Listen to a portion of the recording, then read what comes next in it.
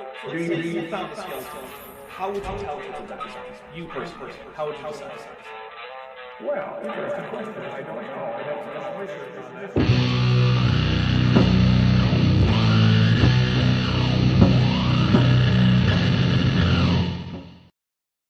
Hey everybody, welcome to the next Dapper Reacts. It's Dapper Reacts 49, Evolution is the Devil! Because, I used a water boy thing. Seeing some nice sessile tunicates from Laserfan, but some horrible, disgusting pelagic tunicates from Inkboy, so... They're beautiful. All tunicates are beautiful. That's yes. actually incorrect. Mm-hmm. No, you are incorrect about that. Also, I'm not incorrect about this. Well, welcome. Oh, I see I've made you somewhat smaller than you should be. Please forgive me. I'm just noticing that now. That's odd. So, I want to say I got a new monitor yesterday. And this is from Landon Knoll. So I want to read the card that he sent. He said, and because you don't like less than half the pixels as well as they deserved for that current monitor, now you can use two eyes as often as you can spare them to look at the new monitor from Landon Kurt Knoll. So I want to say thank you. First of all, this is the first ever 4K monitor I've owned, so that's nice. Yeah, he got me a nice 32-inch 4K 144 hertz monitor, and it has opened up a huge amount of extra screen space because my old main monitor was a 1440p monitor, and that has become the right monitor. So now I have a 1080 on the left just for Discord. I've got the 4K in the middle, and then I've got the 1440 on the right, so I can have all of my windows while I stream in actual separate spots. They don't have to overlap or be minimized or anything like that, which makes the whole thing a whole lot easier. The only downside is currently I'm waiting on a longer DisplayPort cable because in order to get my right-hand monitor to actually hook up, I had to use the tiny little DisplayPort cable it came with. And so currently my computer is turned so that it's just sort of between my legs. Like the case. It's just like if I were to close my knees, I would just bump into the computer. It's not ideal. But I do have a longer DisplayPort cable on the way. It should be here before the next stream of the day. So thank you very much to Landon Knoll. Also, Turkey Sloth, who has been a member for 4 months, says, and is at the Tetrapod level, says, jump scare with a Godzilla. So it's a Godzilla jump scare. We'll take a drink for it. Now, Vishanti, if I remember correctly, you also have some thank yous to give out before we get right into it. Yeah! Okay, I think I've got all of this week's gifts. Bettina, Savage Cobra, Anne Gladstone, Fits of Rage, and also Landon Knoll. Wow. All of these people were extremely gracious and sent me things from the wish list, and I counted them both as birthday gifts and also, hey, you guys are just really nice. We're going to help you out gifts. And I'm really grateful because I desperately needed a couple things off of that and they sent them. So I was pretty pleased. I like that people are spelling it with two V's like it's the Witch. You seen that movie, The Witch? I renamed it to the Vivish list. Oh, good. Like the Vivitch. The Vivitch, yeah. So The Vivitch was a great movie. Yeah, the Vivitch. I love it's the slow burn horror, the ambiguity. It's the depiction of the religious trauma thing throughout. Because is the horror actually the witch, or is it just this family? Because geez, it's the family. It's a bit of both. It's the family. But yeah, it is a great movie, and also using period appropriate English, which is pretty impressive because it's long enough ago that you notice the difference, but it's not so long ago that you can't understand what they're saying. So yeah, excellent movie overall. I would suggest seeing it at some point. But anyway, we're not here to talk about the horror movies we like because we do that enough in private. Or we just watch the horror movies we like and in the inevitable tangents. Yeah, and in the inevitable tangents. We're primarily here to go over this talk from Robert Carter. And for $5, Vandalian1998 said, want to give you props for Wednesday. You lasted longer than I would have. I can barely deal with rude people at work, and I'm paid to deal with them. Well, technically, I'm going to be paid to deal with it too, because my cut of that is currently on early access if you're a channel member or a patron. So So I only made a few slight changes. I replaced, Jackson's intro with my... Oh, this is, in case you're wondering. Jackson and I had a chat with a creationist. It went dumpster fiery. And I have a cut of it. And so I swapped out Jackson's intro and outro with mine, which is what I usually do. But also, one of his videos and the content of that video came up in the discussion, but we didn't play the video. My cut of that starts with that video and then also cuts to that video at the appropriate time in the discussion. Other than that, I also added a little bit of a fire special effect for when it gets dumpster fiery. The fire comes up from the bottom and starts engulfing the screen in fire as it becomes a bit of a dumpster fire. And then as that dies away, the fire also kind of dies away. So, Turkey Sloth for $5 says, Dapper, at least there are any drink on the floor today. I'm not sure what you mean by that, Turkey Sloth. I think you might have accidentally a word or something. But hey, thank you. I do appreciate it. Actually, last stream we got to the point where I bought Ben. We got to the buy Ben a pizza number, but by the time that was all done, everyone was kind of tired, and we didn't really want to get pizza right then. So the next day, I bought Ben a pizza. Ben got a pepperoni and mushroom thin crust pizza. I have been making prodigious use of my new air fryer. Nice.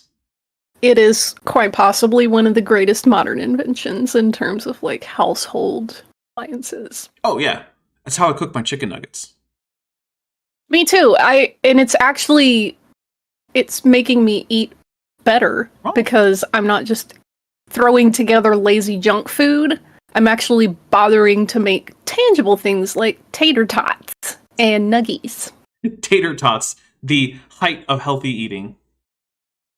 Potatoes are good for you. Mostly. Ben Thick Tunic They're good for me. 5 Dapper Dinosaur memberships. They went to James Duncan, Skeletor, over 9,000. Triceratops, which is a name I love, and Trail Mix and Dragon Spartan 90 officials. So here's 5 drinks, and we'll get into the drinking. Triceratops. Yeah, I love that. That's good.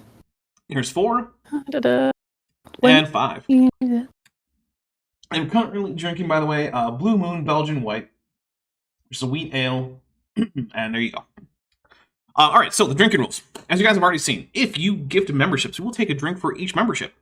Also, if you do a super chat or a membership milestone chat that has any of the kaiju emojis, that's Godzilla, Mothra, King Ghidorah, we'll take a drink for that. Also, sometimes Mothra or Godzilla might come by audibly. That's sort of random. Let's see. Also, we will take a drink if Robert Carter says something that's so stupid we just kind of have to because, you know, it hurts my brain and I want to soothe my brain. Alcohol soothes my brain.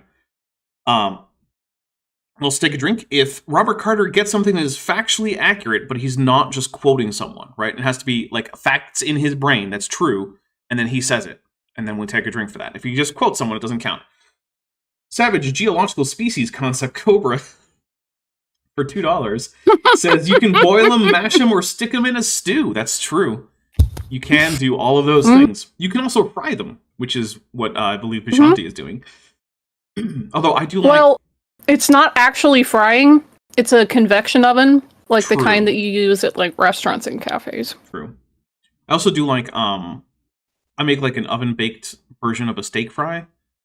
And like, first I boil the crap out of some thick cut potatoes with a fair bit of vinegar in there to keep them together so that when they go in the oven and come out, they're super crispy, and put them in at like 450 Fahrenheit until they turn like nice and golden on the outside. And of course I toss them in olive oil before they go in the oven so that way they're, you know, all nice and golden brown. And then you have some like seasoning salt on them. Oh yeah. That's like my absolute favorite thing to put on fries. Oh yeah, some seasoning salt or some salt and pepper, and like then sometimes I'll do like it'll depend what the accompanying meal is, right? Like sometimes I'll do like various Mexican type spices. Like I'll put on some chili powder and things. Or sometimes I'll do like, if it's a more European style meal, I'll put in some like dill or something. Yeah, it depends on what I'm doing. Anyway, we're not here to talk recipes. We're here to talk about the drinking triggers. We're always going on bit tangents. This is why we never finish any of these videos. It takes us like 4 months to finish a video because we talk about horror movies and cooking potatoes. You know what? That's what the people like. It's true. I feel like if you guys didn't like that, you wouldn't be here. So, good point. But also, we're the only thing on YouTube, so It's true, no one else is streaming right now. And I think they shut down all the video playback options besides this. So the 76 people here are the 76 people on YouTube. That's how it works. Anyway. Man, DM Wing is me. They said I just walked to the store with potato being the only thing on my list and totally forgot the potato. Real. Yeah, I've done that too. Real. Yeah. I don't know if because I went to the store very recently and I was like, I just got to remember to get butter. Bring butter home. Butter. Do it. And guess what I didn't bring? Butter. Yep. Mantequilla. Turkey Sloth for $5 says, Dapper, let's try this again. At least there aren't any AIGs on the floor. Okay, there we go. Take a drink for that. Any AIGs a bag of dicks? That's the emoji for that. That's another way you can get us a drink, is if you super chat or milestone chat anything to the effect that AIG or a bag of dicks, we'll take a drink for that. You have to be clever, though. YouTube will censor you if you just type in AIG as a bag of dicks. They don't like that. Let's take a drink if Robert Carter tells a joke that doesn't land or a story that didn't happen. Like, for instance, if it sounds like a story that should be on r/that happened, we're going to take a drink for it. Can we know for certain that it didn't happen? No. Kip Davis says, also, Dapper Dinosaur, if GE is basically an atheist version of creationist tropes, can we call him a bag of Richard Carriers? Go for it. Goodness. In case you guys are wondering, Godless Engineer has been showing his lack of linguistic acumen on Twitter, and it's kind of secondhand embarrassing. Like, I don't want to get into the whole thing because it's not why we're here, but like, oof, my guy. Like, hey, if you're gonna have a vociferous and public opinion on, say, Greek grammar, you should probably know a little bit of Greek. You might want to actually know Greek grammar. Yeah, just a little bit. But instead, he went with the, nope, I'm just gonna take an opinion that is, one, pointless, and two, extremely dumb, and then just make it public. And it's like, oh, okay, I guess I would recommend against, but you didn't ask me. Savage Geological Species Concept Cobra for $2 says, AIG is a carrier of Richards. Yeah, that's a drink. Amazing. Awesome. Yeah. Look, I don't have any particular beef with GE other than the fact that he and Richard Carrier strawmanned me that one time. I don't really care, right? Yeah, it's just dishonest and it's lazy. Yeah, it's not a great look overall, but like, this is not the we're gonna crap on GE hour. I don't care enough. Yeah. Let's take a drink if Dr. Robert Carter mixes up Lucy with what we know about, just Australopithecus or any other wider taxon to which she belongs. That's called ad hominid. We can only do it once per stream. I don't think it's going to happen because we're talking about dinosaurs. Well, let's take a drink if Vishanti or I can actually predict what Robert Carter is going to say next successfully, where it's not obvious, right? And it's a judgment call. We're also going to take a drink if Dr. Robert Carter cites a source and we check the source, and the source not only fails to support him, but actively contradicts him. Bent's Thick Tunicate B2022 for £5 says, AIG is an assortment of anthropoidal aphrodisiac appendages. I'll take a drink, although I don't know that aphrodisiac technically works there, but I like the alliteration. Because normally that Ernie would imply... Matthews says... Oh, sorry. Ernie Matthews says, I always loved para como chuparse los dedos. Pinche autocorrect. Pinche autocorrect. Yes. Real. Goodness. I'm curious, like, what languages doesn't YouTube monitor? Because there have to be some, right? Like, are they monitoring Tagalog? I don't know. They can't monitor all of them. There's too many languages. There's no way they have a team for every language that is used on the internet. But anyway, they're probably monitoring all the ones that I know of besides Klingon. But no one's typing in Klingon in We're chat. all just gonna have to learn how, like, Esperanto so that we can just I bet they're monitoring Esperanto. curse. I'll bet they're monitoring Esperanto. Hey, look, someone out there, it's my audience, someone out there must know enough Esperanto to say that AIG is a bag of dicks in Esperanto. Please try and let me know how it works out. Like, it's my audience. Someone out there knows Esperanto well enough.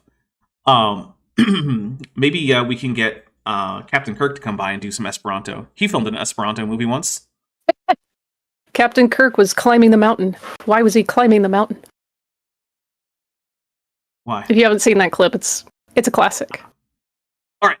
Yeah. What about Latin? I mean, I don't know. Maybe they are. Maybe they're not monitoring Latin. That actually wouldn't surprise me too much. All right, let's see. Oh, there's also Dapper's a professional. So when I screw up at producing this show, we'll take a drink for Dapper's a professional, because I am almost guaranteed to screw up the production at some point. But I think that's it. If I've missed any, we will, of course, just drink for them anyway, and you'll be informed. Now, remember, if you're going to participate, please be careful, know your limits, pace yourself. When I take a drink, that doesn't mean you need to take a shot of hard liquor or anything, right? I'm taking, like, a gulp of beer, not, a shot of vodka or something. If you don't want to play with alcohol, that's fine. People play along with vape pens. They play along with water, soda, juice. Nothing. I don't care. It's fine. This is not a you have to drink along with us. If you don't want to participate at all, that's also fine. But if you do participate with an intoxicating substance, please be careful. Don't drive a car. Don't operate heavy machinery. Don't text your ex. Because Vishanti and I, and the channel as a whole, we're not taking liability or responsibility for you not knowing your limits and doing something dumb and legally actionable. That's not on us. That's on you. You've been warned. All right. With that, we were just being told how maybe all ceratopsians are in a single kind, which is, I mean, it's a take. That's a lot of families. And of course, he doesn't show us any non-neoceratopsians in his examination or his example of ceratopsians.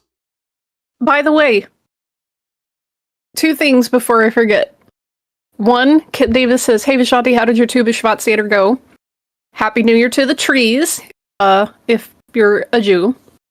And or a tree.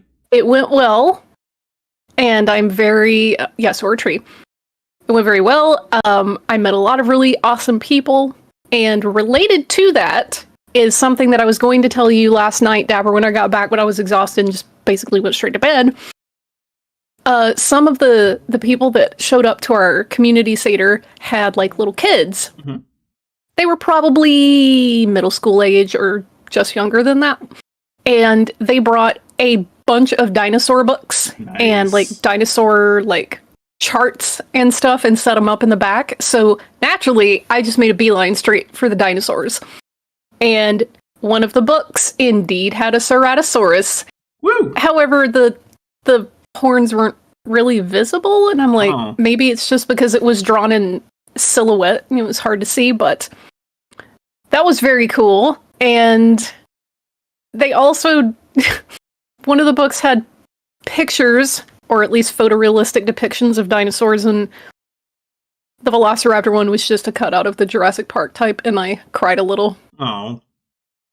I cried a little because it's the wrists. Yeah. It just drives me nuts. I'm like, stop breaking their wrists. Oh, so, did you hear about the PBS Eons controversy?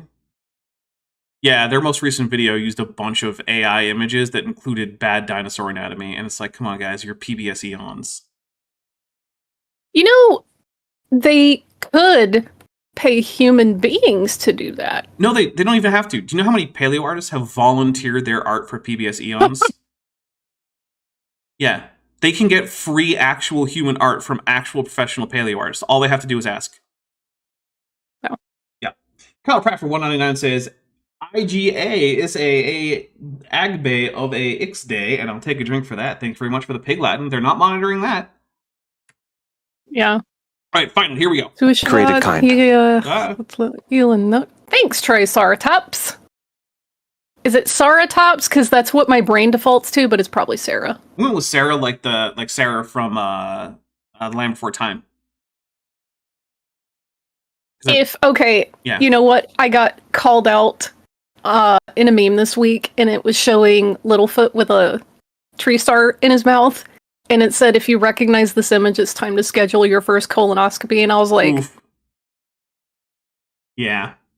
My Unfinished Chapter 1 for $6.66 says, Hail Nero Caesar. Nice. All right, here we go. Diversity of species, fine. I don't know how many species God created. Because as these things are reproducing on the Earth over time, the genes are getting shuffled around, and you can, have a chihuahua pop out of a dog population. But the thing is... What?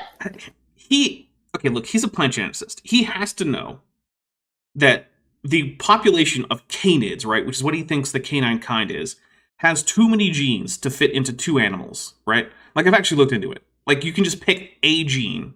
Oh, sorry, I said too many genes. I meant alleles. You can pick a gene in canines, right? And you can check how many alleles are there. And you're going to find that for virtually all of them, it's more than 4. Which means that genetic recombination isn't going to cut it. You're going to need extra actual mutations, right? You're going to need 4 animals is not going to cut it. Which means he needs there to be mutations that create novel traits, which can then be passed down as a kind diversifies getting off the ark. So when he says, oh, well, you're just getting chihuahuas by reshuffling wolf genes, he's lying to you. Hey, Robert Carter is a liar. proportionally, how many genes does something like a human compare to something like, I don't know, a fruit like a tomato? Oh, way fewer. Hmm. Tomatoes have Weird. like 4 or 5 times as many as big a genome, and they have about the same functional fraction. Actually, tomatoes. Okay, so here's one thing: tomatoes have an unusually large genome, even for a plant. So, like, it's not an entirely fair comparison because they have weirdly large genomes. So yeah. But why? Oh, interestingly enough, because the nightshade family, to which they belong, actually had a genome triplication event a few million years ago. Back before they kind of diverged into the various plants that we have now, including the various cultivars from that family. And as a result, they have what's called 3 subgenomes, which are mostly identical, although a few of them actually have had subsequent mutations that differentiate the purpose of different genes on those the same area in the 3 subgenomes. And as a result, yeah, tomatoes, grapes, and potatoes have gigantic genomes compared to humans. Which is weird, and it's hard to see why God would need to make tomatoes with like a genome that's like 4 times as big as humans. Or there's a Japanese plant. I think it's the Japanese what is it? Canopy plant? I think it's the Japanese canopy plant that has the largest known genome of any organism, and it's about 50 times bigger than a human genome. It's absolutely enormous. Actually, no, hold on. Let me actually redo that math.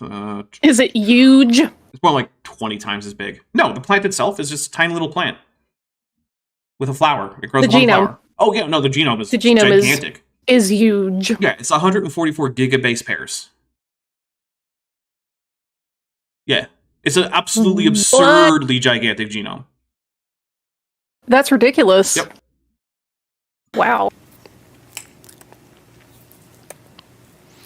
Putting these thoughts together, there are about 50 basic kinds of dinosaur. I'm just going to take a drink because there's absolutely no way to make that statement with anything even close to confidence. That's just a number you made up based on your decision that families were the kind, which is already arbitrary.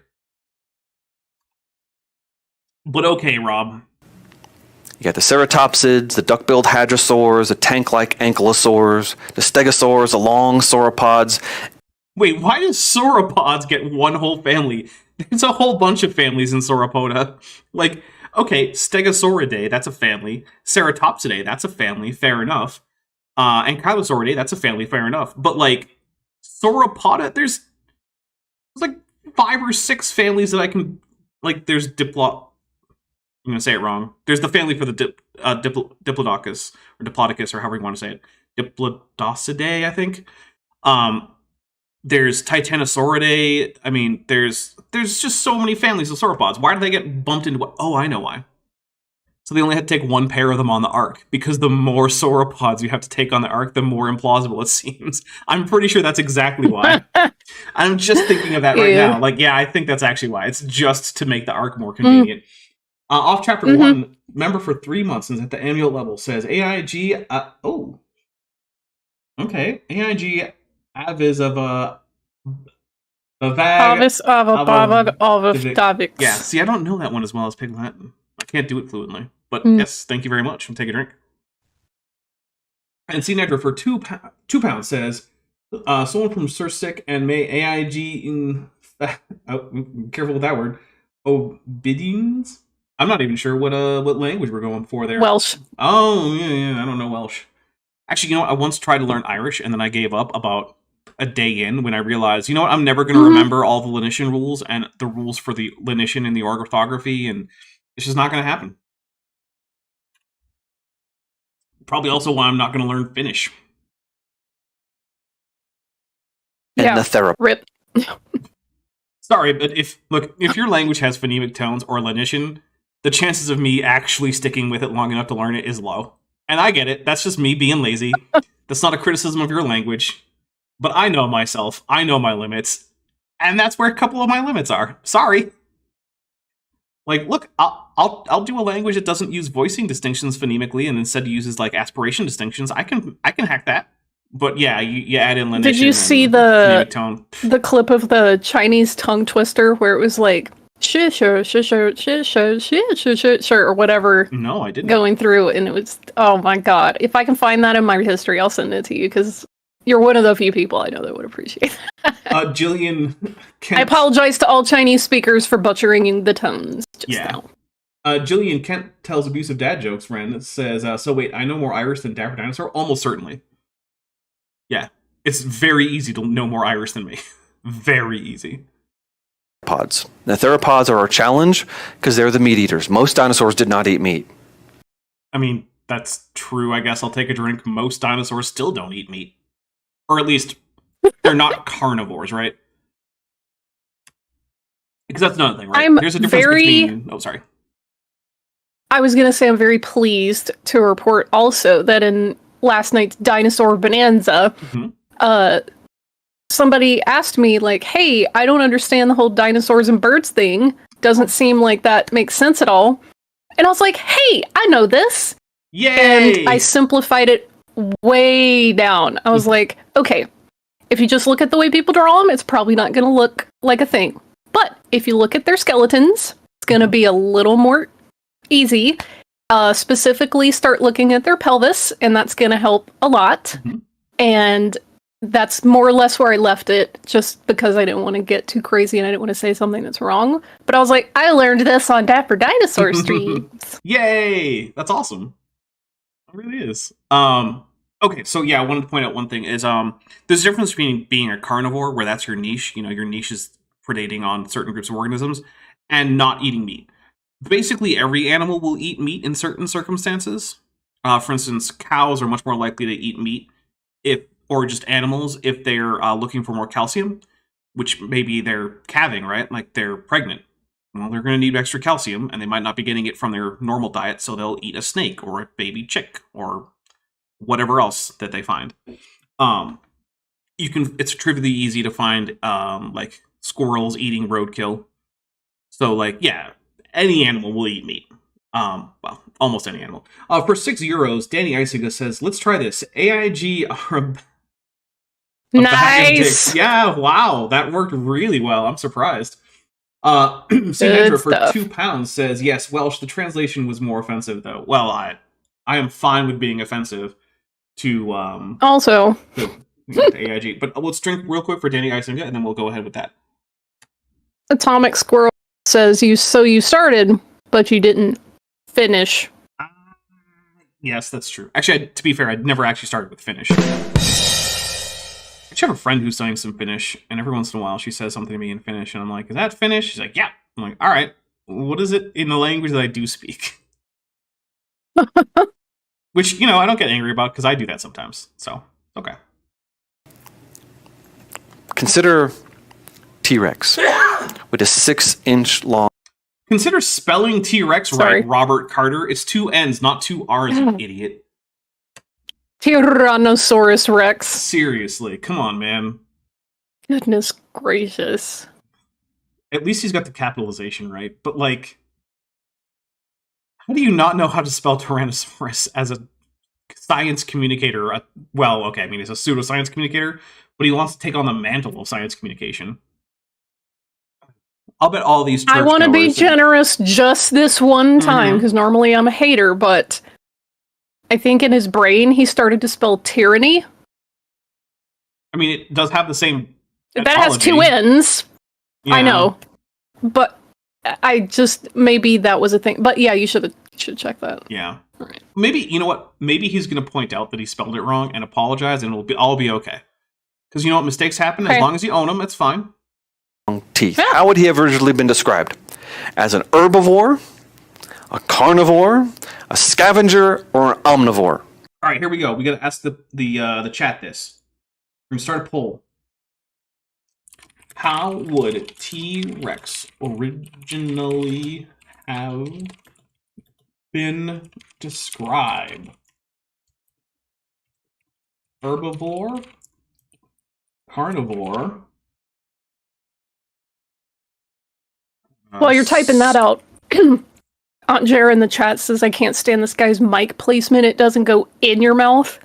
Honestly, it is a little bit annoying to listen to. However, being a musician and someone like professionally, I would much rather someone have the mic almost literally in their mouth than for them to just be holding it just absently or pointing it very far away and causing feedback or something. Like, human beings have to be taught how to hold microphones and have to be taught how to properly place a lav mic. So it's an art, but I'd rather them be like too in your face with it than how most people do it. By the way, guys, I can only put 4 options in one of these polls. So no, I can't put in turtle or scrotum humanum or any of the other options that you guys are suggesting. Because yes, I did get a request to add scrotum humanum in. Which was not a T-Rex femur, by the way. Who says carnivore, the fierce predator stalking the Mesozoic plains? Who says herbivore? I mean, no one should say herbivore because T-Rex was fundamentally unsuited to eating plant matter as a main Well, source unless of you're Kent Hovind, it was perfectly suited to peel the rinds off of fruit. Oh, I Okay, guarantee man, you sure. Robert's going to say the same thing. Yeah. Because he's also going to go with the whole there was no animal death before the fall of man. Oh, this is a trick question. Oh, is I it? noticed a lot of people weren't going to raise their hands because my questions are tricky. When we see a question like that, we need to train ourselves to do what Jesus did and ask a question in return. I just love the idea that someone went up to Jesus in the 1st century and was like, Jesus, what do you think about Tyrannosaurus Rex? And he's just like, Ma? Which, is Aramaic for what? That's the only response you get. That's a question back, though, to be fair. Oh, look, I found one of the few words in Aramaic I know that actually came in handy. Yay! Oh, God, that just made me... Goodness. Oh, yeah, and Jared says it's the moist saliva sounds that squeak me out. Oh, yeah, agreed, but it's nowhere near on the level of, what's his face, the doctor that Sal likes so Sanford. much. Sand fraud. Yeah. Yeah, it's not like him where it's just... And I'm... Yeah. The Sorry, whole I time. know that's... Bit. Like, drink water! It's like he's eating a sandwich while he's talking, but there's no sandwich there. He's eating just a peanut butter sandwich. Yes, Just peanut butter. like Mr. Ed. On white bread, so it's like extra just sticky. I don't eat white bread. Yeah. I just don't get the point. It has no flavor to it. It's no texture, no flavor. It just exists. It's like... It turns into like a sticky mush, Yeah, it's... and I don't like that. It's like vaguely water-soluble styrofoam or something. Like, what is the point of it? Blockadelighter for €5 says, AIG Bundzaka Loiters? Twins Low Sax. Oh, Low Saxon. There you go. Take a drink for it. Alright, here we go. How would he have originally been described according to whom? The scientists who found him, because that's who originally described him. Robert Carter. When you say... I love the drawing of that T-Rex, though. Oh, yeah, with the... Just... Vandali 1998 for $5 says, I'm guessing the only time plants were in the stomach of T-Rex was when it ate the guts of an herbivore. Citation needed. Actually, that's probably not entirely true. Even hypercarnivores like cats and crocodilians will occasionally eat a fruit here and there or a few leaves. There's a few different reasons. For instance, some carnivorous animals like cats and dogs are known to eat grass to help them do things like vomit. So they'll eat it as like an emetic. But even then, fruit is pretty easy to digest. That's kind of why plants grow it. it's for it to be digested. The point of fruit is for animals to eat it. So they make it extremely easy for animals to digest the sugars in the fruit, which is why even sometimes like hyper carnivores will eat a bit of fruit here and there. Now, T-Rex did live at the end of the Cretaceous, which means that would have been when the first fruits were starting to come around, which makes it not hugely likely that fruit was something that T-Rex would encounter very often. But, like, yeah, just even as an emetic or as maybe like a laxative, there's a fair chance that T-Rex probably intentionally consumed plant matter every once in a while. Because just like every animal occasionally eats meat, and yeah, I'm overgeneralizing, but yeah, basically every animal also occasionally takes in some fruit or some leaves or whatever. Let's see, we got a few more super chats. Ben Thick Tunicate B2022 for £5 says, AIG are a foundry of floundering fellow flutes, flaunting their fathomless foolishness. Very nice. That is a lot of Fs. Oh man, Let's see. Goop23 for $5. $5, yep, says, we need to respond as Jesus would. Going back to bed when being asked to do something. Yeah, on the boat. That's the Jesus that's the Jesus that really connects with me. Like, Jesus, there's a storm. It's like, yeah, I'm sleeping. It's like, but we'll capsize. Okay, fine. I'll lug myself out of bed. Look, see, it's not so bad. I'm going back to sleep now. That's the Jesus I really he just goes out and he tells the storm STFU and then goes back to bed. Storm, I'm sleeping. Get out of here. Now I like to think that it's actually Storm from Muted. the X-Men. Yeah. Working my hands to the bone in the fidget mines. Says, like Gish, who sounds like he smells like black coffee, Pall Malls, and saltines thanks to his loose dentures. Goodness. I think I just had an olfactory hallucination right there of that exact smell. I'm like, oh, not ideal. Christopher smells Sanford. like a waitress that works at Waffle House. Yes. Christopher Sanford for £5 says, it was the best of times, it was the worst of times. It was the age of wisdom, it was the age of foolishness. It was a bag of fallacies. It was AIG. Thank you very much. We'll take a drink. Nathaniel, 3,000-year-old Neolithic granite gray for $2 says, I had a cat that loved canned mushrooms with a Godzilla emoji. We'll take a drink for the Godzilla. And yeah, I mean, animals don't actually follow the boxes that humans like to put them in. Dapper. Yes. I think someone's in the chat having a stroke. What makes you say this? Because I'll just read their post because we grow old, age evolved. Remove church is no longer. Why problem? Is no people? That's... Yeah. You okay? You alright there? Like, I mean, maybe it's just English as a second language, but like a distant second. Or third. You know what? People have third languages. Earth begins, no problem, no animals. What? Yeah. What? I don't know. The evolutionary paleontologist that discovered him and gave him the name Tyrant Lizard King. The evolutionary paleontologists. Look, almost every time a creationist applies an adjective to the word scientist or any specific term for a particular kind of scientist, there's like an 80% chance that adjective doesn't need to be there. Because it's not actually adding any semantic content. Like, secular scientist. Just say scientist. It's the exact same thing. Evolutionary paleontologist. It's just paleontologist. And I mean, you can come back and be like, what about Marcus Ross? And I'm like, yeah, he's a pseudo-paleontologist. What do you want from me? If he were a real paleontologist doing real paleontology, he would publish in real paleontology journals. Instead, he publishes in the Answers Research Journal, which is a LARP journal. And I'm sure he does fossil excavations on private land with the permission of those landowners, because that's how it works in many places in the USA. If you own land with fossils on it, you own those fossils, and if people want to dig there, they need your permission. And if they want to take the fossils away, they need your permission too, because you own those fossils if you own the land. Dapper, I have a question. I might have an answer. Why God creates, no body of word? So he can always do a good job and never a bad. Okay. Or the Bible. Because the Bible says something very different. Look at The Bible doesn't say a single damn word about Tyrannosaurus Rex, and you know it, Robert Carter. I'm taking a drink. What does the Bible say about T-Rex? Nothing. Just like it says nothing about house cats or polar bears or the Aurora Borealis or freaking Pluto.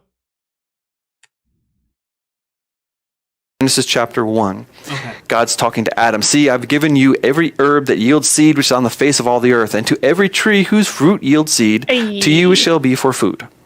Also to every beast of the earth. Every herb. Yeah, all of them. So if you're a Christian and you're against, say, marijuana use, you are telling God that he's an idiot. Plus, ancient Israelite religious sites have cannabis residue all over. Cannabinoids, yeah. All over the place. So, yeah, the ancient Israelite religion definitely involved. It explains Ezekiel's vision. He was just zooted. Yeah, just out of his mind, blasted. Mm-hmm. It's like, whoa, there's wheels and four-faced wheels with eyeballs. And... They have, animal heads and all those wings. But also, isn't he the one that gives, the weirdly detailed measurements for a city for some reason? I feel like that's when he came down. Oh, okay. I was going to say, I feel like it would be hard to keep track of all that while you're high. Or even while you're not high. I mean, that's a somewhat ridiculously detailed, city plan. And I'm like, why is this even here? And it's like, all right, hey, you know what, Ezekiel? If that's your style, you go for it, man. And architects, I'm sure, will love this book. Dinosaurs. To every bird of the air and to everything that creeps on the earth in which there is life, I've given every green herb for food. Hey, Christian, does the Bible unequivocally say that God created all animals to eat plants? Yes or no? Yes, but it does not say that exclusively, right? You'll notice what it doesn't say is, and I have forbidden unto all of the animals the eating of flesh. You see where it doesn't say that? It doesn't unequivocally say that none of them ate flesh. And the thing is, technically it's true. Basically, all animals eat plants every once in a while. Dapper, I think right now, William Graves is the reincarnation of Horse ebook. A pastor dies. Pastor doesn't know where to go. He will appear. A pastor says you are Jesus. He says no. Okay. This is Horse ebooks level material. Savage Geological Species Concept Cover for $5 says AIG imwasako pashangimang Wanong Showa Kakafaluta. YouTube doesn't speak language Belta. Oh, yeah, from The Expanse? Okay. Okay. Taking a drink. Yeah, no, I don't either. Although I did know that they actually made a conlang for it, and it was an amalgamation of some the most commonly spoken languages on Earth right now. And I appreciate the dedication, right? Because, look, when I was a kid, and the most interesting sci-fi show on was Star Trek: The Next Generation, no one was doing conlangs. They already had a Klingon conlang, and Star Trek: The Next Generation basically just ignored it. Right? Yeah, if you learn Star Trek. If you learn Klingon and then you watch Star Trek: The Next Generation, the Klingon on there doesn't actually correspond to anything in the actual conlang of the Klingon language. That has changed. Now, new Star Trek usually actually does use the constructed languages they've created, including a new one for Romulan that they haven't published anything about, so you can't learn it. Hey, Paramount, just publish a Romulan dictionary. For real, there's always comments about how, the Bible thinks that pi is 3. Look, if that's when you lived, it really is 3. You can't just eyeball that and go, well, no, it's actually 3.14, and then a bunch of other non-repeating decimals until you get to the Feynman number, or whatever it is. Is it the Feynman number? I'm not sure. It's a series of 9 repeating nines or whatever. But yeah, it's the Egyptians were also close. Theirs was 3.16 or something. Everyone that lived in the area had a very close approximation of pi. So it's fine. It's not haha, there's ours 3. That's fine. It works. What I will say is, if you're going to then tell me that the Bible is literally true about everything, it can't have any value for pi, because in a finite-sized book, you can't be literally right about pi. Sorry, you just can't. Quiet Fern 1027 for $5 with their 20th super chat on the live stream. Wow, thank you very much. Says AIG, a collection of churlish courgettes with a bunch of Ghidorah, so we will take a drink. Thank you very much. I'm sorry, this is entertaining. Volcano? Years. Billions ago? This is literally horse ebooks. Sometimes billions of years ago. Wow, this is great. Hey, Christian, did dinosaurs eat meat? Yes or no? Yes, dinosaurs ate meat. Not initially. No, yes, they did. Here's the thing, right? If you want to say something ate plants, you're going to need to show a way in which it could possibly digest them. Plants are some of the toughest things to digest, primarily because it's one of their only defenses, right? Plants can't run away. Plants can't scratch you with claws. They've got basically three options, really. They have thorns, which is just a mechanical barrier to being eaten. They have chemical warfare, essentially, because, many plants make things that make them poisonous. Capsaicin. Yep, keep away the mammals. Or like various insecticides that many plants exude. Or some plants just produce a whole bunch of other poisons, like cyanide or various other toxic alkaloid chemicals and whatnot, right? And the last one is just being tough to digest, right? It just cuts down on the number of animals that are interested in eating you if you're just hard to digest. That's why when you look at herbivores, they have gigantic guts in many cases, right? Like you look at a cow. Most of that is stomach in that torso. That's a whole bunch of stomach in there, right? That's why they get 7 chambers. That's why they're chewing the cud. It's because their food is hard to digest. How did T-Rex, with its short gut, its thin torso that couldn't fit much of a stomach, and its serrated steak knives for teeth, how did that eat plants? How did that digest plants? There's no good answer. There's a reason why no animal has dentition like that and eats plants today. And sure, the creationists will say, well, just because it had sharp teeth doesn't mean it didn't eat plants. Look at this camel. Look at how big these fangs are. It's like, yeah, dude, those are the canines. Those are primarily used for things like intraspecific combat and threat displays. Let's take a look at the molars of the camel. Oh, look, they're flat grinding molars, just like you would expect on herbivores, and just like we see in some dinosaurs, the ones we know to have eaten plants. Weird. So unless you want to make the argument that before the fall, T-Rex had an entirely different dentition and a gigantic torso that it just kind of lost, there just isn't a plausible way to say that T-Rex was eating plants as its primary diet. It's just not physically an option. But some of them definitely did, right? Sorry. I get to introduce some people to horse ebooks. Nice. Do we have a problem? I'm so happy. Yeah. We have to explain where carnivory came from. We have to explain how God could create everything. No, that's actually easy, right? I don't care about that. I need you to explain how the morphologically carnivorous organisms survived on plants before that. If you want to just be like, oh yeah, the fall happened and boom, a curse, now animals eat each other. I'm just going to be like, all right, fine, whatever, I don't care. That's one of the least of the problems I have with creationism, is that God snapped his fingers and now certain animals became meaner to each other. Whatever. Car stopped. How?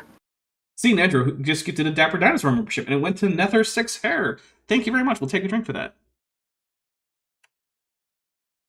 All right. Oh, hey. Oh, no, we're not quite yet. I was going to say, maybe we're on pace to get Bent another pizza. Not quite. Sorry, Bent. Probably not going to have a free pizza today. Everything to eat plants, and today, not everything does eat plants. Why did some dinosaurs eat meat? Dude, you're just going to say the fall. We all know this. Why are you beating around the bush?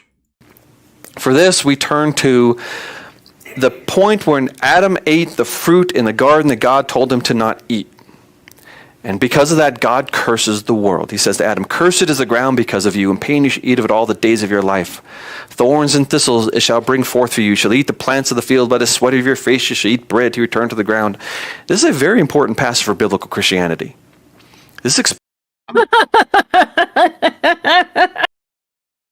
I hate the phrase biblical Christianity. Biblical Christianity. You just mean your specific brand of Christianity. Yeah, because the thing is, other Christians aren't going to claim to be any less biblical than you are, dude. I'm sorry that your book can be interpreted in more than one way, just like every book that's ever been written, because that's how language works. Mm-hmm. But, like, that's how it is. And people who interpret the Bible differently aren't less biblical than you. It's not how it works. And I just really hate this unearned arrogation of biblical authority that creationists love to engage in. And I'm not even sitting here telling you, like, oh yeah, the Bible should be authoritative in your life anyway. It doesn't matter. You're going to have to interpret it somehow. And your interpretation isn't going to be the objectively true right one. At least not in any verifiable way. You know, unrelated, but I'm really glad that William Graves is a juggalo. Whoop whoop, because they just typed out sun moves near Earth. Why magnet? Yeah, how do they Freaking magnets. How do they work? Savage Cobra, Savage Geological Species Concept Cobra for $2 says, AIG is a bag of organs that beat around the bush. Oof. That is my last of that beer, so it's time to open up a new beer before we get to the next section. By the way, how would T-Rex originally have been described? 81%. Oh, look at that. There's a Godzilla. I'm going to take a drink after I pour. So how would T-Rex originally have been described? 81% said carnivore. Scavenger came in at 12%. Omnivore at 3%. Herbivore at 2% out of 79 votes. Well, thank you very much. Let's see. Inkboy for €2 says, not buying bento pizza is an AIG move. Don't be AIG. Well, it's up to you guys. Totally up to you guys. Alright, let me find a place to put this beer that isn't right in front of my face. Or the beer bottle. Alright, here we go. Explains where suffering and death come from. They weren't in the world initially. God created a world with no suffering and death. In fact, we're hoping for heaven. It says that literally nowhere in Genesis. That's not a Yeah, literally nowhere. Yeah, you have to read that into the text. And sure, I get that that's a thing that they're putting in there to try to harmonize the text with other parts and with their theological beliefs about the nature of God. So I get why they do it. And I'm not even saying that the impulse is, like, stupid or that it doesn't make any sense why they would do it. But you have to realize that's what you're doing. You are putting that into the text. The text doesn't say that. That's one of the reasons why I would say, like, yeah, you're not just being biblical because you're a young earth creationist. There are other interpretations that are just as valid. Nathaniel, 3,000-year-old Neolithic granite grave for $2 says, magnets don't work when wet. Lol 45. Oh, yeah. Yeah, I remember the only thing that President 45 of the USA knows about magnets is that you put them in water and, oh, they're gone. No more magnet. Which, oh, God. In case you are a juggalo, that is not how magnets work. Oh, my goodness. Whoop, whoop. Which is a restoration where we have no suffering and no death. Well, you can't restore something unless something fell. Yeah, but the only explicit restoration and the only explicit lack of death that's being talked about is humans. Right? And this is a curse on Adam, and then maybe the ground, maybe, and then there's a curse on the snake that doesn't actually include any kind of new death or anything. This is a curse placed on Adam and his descendants, and then also another related curse on Eve and her descendants, which would both be the same thing. DM artificially selected ceratopsian wing for $2 says, does the monitor count towards the free pizza? Turtles, no. Turtle. But it did count towards getting you guys 2 extra avatar polls, and I need to do one more. Yay! Because we got another one on Tuesday. So it does count towards that. Mostly because in order for it to count towards a pizza, I needed to actually, like, go into my bank account so that I can excuse the random purchasing of pizza for other people. So, you know. An evolutionary scenario. Yeah, exactly. LaserFan17 asked, did plants not die when eaten? But see, they're not alive. Yeah. So the excuse that creationists go Ridiculous. with is that because they didn't have the breath of life, which is how they usually translate nefesh from Hebrew, that they didn't quite count, and they were alive in a lesser sense. And, I mean, to be fair, yeah, humans do treat plants as less morally important than animals on an individual basis because of the lack of awareness that plants have. And I'm not going to say I disagree with that entirely, But the idea that that means that plants aren't alive is kind of ridiculous. And actually, Kent Hovind has said that he doesn't think plants are technically alive. He thinks that they are a self-renewing food source. And it's just like, okay, buddy. Sure, buddy. That's why they need the sun. Well, that's part of the self-renewal process, right? It's like solar panels. Okay. It's like solar-powered food generators. Dapper, I have another question. Shoot. Dinosaur, why alligator? Oh, because Lagosuchids and Poposauroids. Does that answer the question? Why? Okay. No fall. In the Bible, it starts off with no carnivory, no animals eating other animals. Everything's eating plants. It doesn't say. Okay, yeah. So, Robert Carter, open challenge. Explain mosquitoes. Yeah. What were mosquitoes doing beforehand? Was part of the curse that they just lost access to those reproductive hormones that they steal from vertebrates? Is that the deal? What did mosquitoes eat before the fall? How is that not suffering? Now, to be fair, they still eat you can't nectar. say, oh, okay, but maybe they only ate nectar. It's like, sure, buddy. Why do they carry so many diseases? Because see, before the fall, the malaria blood. parasite was actually a symbiote, and it was good to get malaria before the fall. Oh, right. Yeah. Okay, yeah. Explain malaria, by the way. I just did. It was a symbiotic organism before. No, the fall. like to Robert Carter. Explain mosquitoes. Explain viruses. Yeah. And please show your work. Do you think bat flies evolved after the fall or before the fall? I don't know. Good question. Savage Geological Species Concept Cobra for $2 says, is a patient on a heart-lung bypass machine alive? I would argue yes. But I'm not a ticks doctor. and fleas too. Thank you, Midnight Sun. Basically, parasites as a whole are a problem for young Earth creationism, and they don't talk about them. Like, were the two Leeches?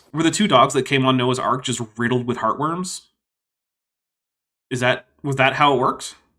I mean, they must have been. Otherwise, how would the heartworms manage to make it through into canine populations today? I don't know. Were Noah and his family just, like, lousy with hookworms from stepping through all the animal feces, which is, how hookworms spread? I guess they must have been. And which one of Noah's kids had What gonorrhea? about Yersinia pestis? What about Ebola? Yeah. That ark must have just been a plague ship. God. I mean, if you had a bunch of people and animals in that place with very little ventilation, It would have been a plague ship anyway. Yeah. Oh man. Plants, and then we fall into a corrupt Stagnant condition. water. So carnivory is part of this corruption, but we have to be careful. If it rained for 40 days on a ship made of wood, there's going to be mold. Nah, man, don't worry about it. Everywhere. They sealed it with tar. Problem solved. Or pitch, sorry. Hey. Right. Because science will rip the rug right out from underneath you when you're not looking. Scientists will change their mind. What? Have you ever heard this phrase? We now know. I'm just gonna take a drink. I don't even know what's happening anymore. Rosina Keller for $99.99 says, perhaps learn some algebra from Kent Hovind. Yeah, I did actually find out, I think it might have even been Rosina Keller who sent it to me, that Kent Hovind has a Learn Algebra DVD. Yeah, you can learn algebra from Kent Hovind. And I have no idea if he's actually teaching, like, real algebra or what. Like, I have no clue. But yeah, he's got a Learn Algebra DVD that he sells on his website. And I'm just like, how is this a thing that exists? And part of me wants to get it to see what the deal is, but I'm worried about two things. One, because algebra doesn't really do anything to like his worldview. Like, there's no reason for him to get algebra wrong to maintain his theology. I don't think he's going to get it as wrong as he normally gets most things. And the other thing is, I don't want to give Kent Hovind $25. That's another thing. So what I would like to do is see if there's a way that I can acquire it somehow. Surf the seven seas? No, I'm not going to do anything illegal to get this. Come on. I might just go into international waters to get it. Okay. Yeah, because I live so near the beach. Do you have... You know what you could do? You could just do it for, like, I don't know, a company that might give you, like, permission in the form of a letter. Or, you know what? Paul from Apologia seems to be okay with giving creationists money every once in a while. Maybe he can get it and then send me it. I should actually ask him if he has any way to access that. Because he's the one who provides people with like clips from the AIG like TV subscription service. The conferences, and there's like Zoom calls, and he bought the brick that is minimal evidences. Just look, I'm not a prescriptivist enough to say that evidence isn't a valid word. The only people really honestly regularly using it are creationists. No, it's Christian apologists overall. That's why Gary Habermas's books, or that's why his book is like Evidences for the Resurrection. It's just in Christian apologetics that word just typically is a count noun, and that's just how it is. So yeah, I am interested in seeing what Kent's algebra thing is like. But if it's all just like, yeah, he's just teaching people algebra and he's doing it more or less correctly, I don't know. I'm not going to cover that, right? But I will note that it's just weird that he has an algebra DVD. Yeah, Dragon Spartan 90 official is asking, what about carnivorous plants? What did they do in a nutrient-poor environment? That is a great question. Well, then again, also, you do get creationists who will say that insects don't count as alive either because they don't have nostrils and therefore they don't have the breath of life, which doesn't make a whole lot of sense. They have spiracles! Oh my god! Look, I'm not disagreeing with you. But, yeah, that's another thing that you'll get. It's like, they don't count either, so maybe that would have worked. Or maybe there would have been plenty of nutrients because, you know, no nutrients is like a bad thing, and that wouldn't have happened before the fall. So, yeah, we don't have any of that. All right, but here's the thing. We are a little bit overdue for a break, so we're going to take a quick break. Let Vishanti get another snack or something. I don't know. And then we're going to be back. I'm going to also grab myself a fresh beer. And, yeah, we'll be right back. So in the meantime, please enjoy the musical stylings of one Beethoven.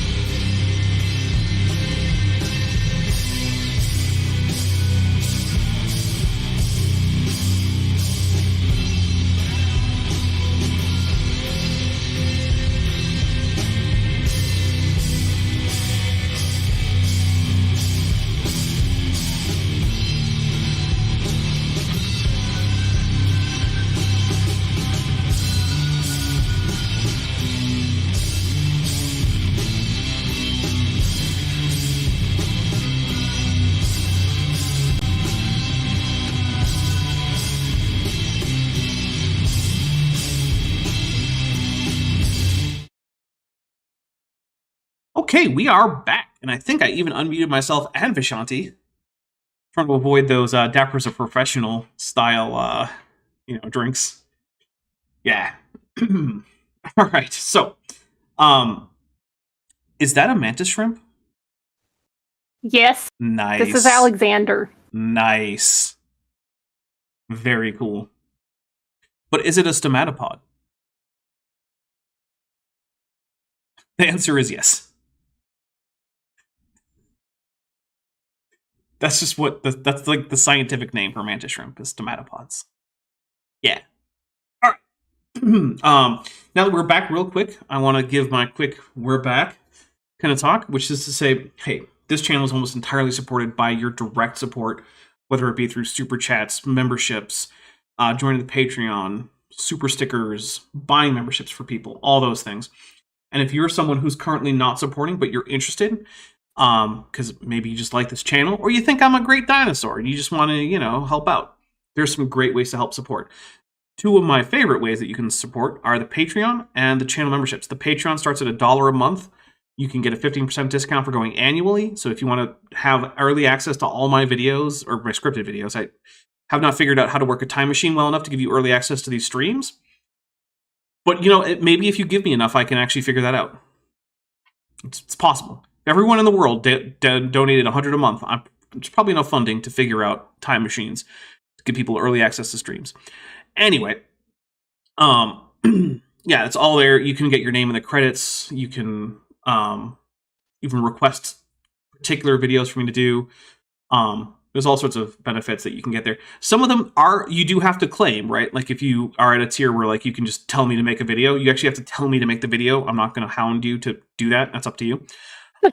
Yeah. Also, there's one tier where like you can get a 3D copy of my avatar. You actually have to ask for that. I'm not just going to everyone gets one because I don't know where to send it, all that stuff. But anyway, all that's there. Channel memberships, there's a join button right below this. And I did notice that Savage Cobra just did 5 memberships. We're going to go over that in a second. So yeah, there's a bunch of ways there. That starts at $1.99, goes all the way up to $20 if you're feeling super generous. There's also a merch store linked in the description. There is a wish list for both me and Vishanti, and also for Bent, that are listed in the description. So if you want to get me a book or something here and there, that's fine too. Also, book purchases from my wish list at least do go towards things like goals for new avatars and things like that, right? So, yeah, however, whether or not you're interested in supporting financially, please do like and share these videos. It really helps a lot. It boosts me in the algorithm, which gets this seen by more people, which means more people can watch, which means, I get higher in the standings on YouTube. The ad money goes up. More people will end up being patrons or channel members and super chatting, all those good things. So please do help out that way, whether or not you are able to support financially. And if you are currently not able to afford it, please don't. I do not want to be the reason that anyone has to choose between like if it's ever between like paying your rent or paying for your groceries or like utilities or something, or like what I want to give to Dapper on Patreon, don't give to me on Patreon if you're in that situation. Don't do it. Please don't. Your well-being is more important than sending me a few bucks every month. So yeah, only support if you have the money to do so. Now let's go over these 5 new memberships that came in from Savage Geologic Species Concept Cobra. They went to Tesla Ranger, Ian Debunked, Snorefoot, Ernie Matthews, Christopher Kennedy Atheist, and I think that is it. So we'll take 5 drinks. 1, 2, 3, 4, and 5. And then DM artificially selected Ceratopsian wing says not enough turtle, which is way so many turtles. Turtles. Do be careful though, because if you send too many turtles in a row, Google might just turn off your Google account. It's happened to people. Yeah, it was it's be careful with spamming that many emojis because it can be risky. All right. Unless you have anything to add to that, Vishanti, we are going to jump back in. Let me think. No, we were just talking about the mantis shrimp squishable that I have. I'm glad that I bought it when I did because it's officially out of stock, and I think you can get them on the secondhand market, but they're always like stupidly overpriced. Yeah. So. Okay. Yeah. Well, here we go. Scientists will change their mind. And have you ever heard this phrase? We now know. Do you know what that means to a scientist? It means they made a new discovery, my dude. That's what that means. It means they made a new discovery. It means I was wrong yesterday. Jesus, man. I'm taking a drink. This is so dumb. Get over yourself. This dishonesty and this preposterous, they're not immediately right because their knowledge isn't dictated from on high, stupid evolutionist. Thank you. Oh, you know what my favorite thing is when the time for my package to get here so that I can use my monitor without my computer like invading my crotch space keeps on getting pushed back. That's my favorite thing. Yeah. It's the greatest. So here's the thing. I initially didn't get this because I didn't think I was going to need it, even though I had originally put it in like a shopping cart on Amazon. I was like, no, I don't need it. And I just got an extension cord. It was just like an actual like regular power outlet extension cord. And then I get it and I realize what I have to do with my computer. I'm like, oh, I should have not canceled that part of the order. And then I had to reorder it. Oh, man. Yeah. I hate when I cancel something and immediately reorder it the next day. Yeah. But I'm not going to tell you that because I can't admit that I'm ever wrong. No, that's not it. Look, okay. I'm going to take a drink and try not to throw things. This is my rage button when it comes to pseudoscientists and grifters and apologists. This is it. Like, I'm containing my rage right now, but trust me, on the inside, I'm absolutely. That's why I took a drink enraged. And I'm currently trying not to throw things. Because here's the thing, right? Robert Carter has published in real journals. He knows how science works. He knows that retractions are a thing. He knows that the reason scientists use couched and cautious language is because they know that they're frequently wrong. He knows all of these things. He's just lying when he says that scientists don't like to admit that they were wrong. Now, granted, on an individual basis, yeah, sure, I'm sure plenty of scientists don't like admitting they were wrong. But the entire scientific endeavor is built on accountability in the data and in experiments and being able to know when you're wrong. It's far more That's why peer review exists. Yep. And the fact that he's like, oh, nope, scientists just always pretend they were never wrong. Dude, are we far enough in? Not quite. I was going to drop the F-bomb. Make it. Imagine that I had dropped the F-bomb at Robert Carter right now, because this is bullshit. And he knows it. That's the thing. He has been a scientist before. He has published in real journals before. He knows this is a lie. That's one of the reasons that Robert Carter and people like him piss me off, right? Like, sure. The guy I talked to with Jackson Wheat, Rob Groen, right? Yeah, he's an arrogant asshole and whatnot, but he's also just an idiot, right? He doesn't actually know what he's talking about. The dude didn't know what the word morphology meant. He clearly has no clue. So when he says stupid Science isn't dogma, you're just dumb. Yep. So when he says things like, oh, I don't think that, like, macroevolution can happen, he doesn't know what those words mean. Right? So it doesn't matter that much, because he's just an idiot. Robert Carter isn't an idiot. He knows better. And that's what pisses me off, right? Yeah, people are putting in the triangle mean. And then here's the thing, right? If you went with the honest and creationist route, that doesn't really anger me, right? I'm disappointed, but like, yeah, whatever, you know, people get misinformed by people like Robert Carter. When you decide to go with the well-informed and creationist option, that's when I start getting pissed off, because I know you know better. Because you're too well-informed not to. I'm gonna take another drink, because this is really getting me. So, yeah.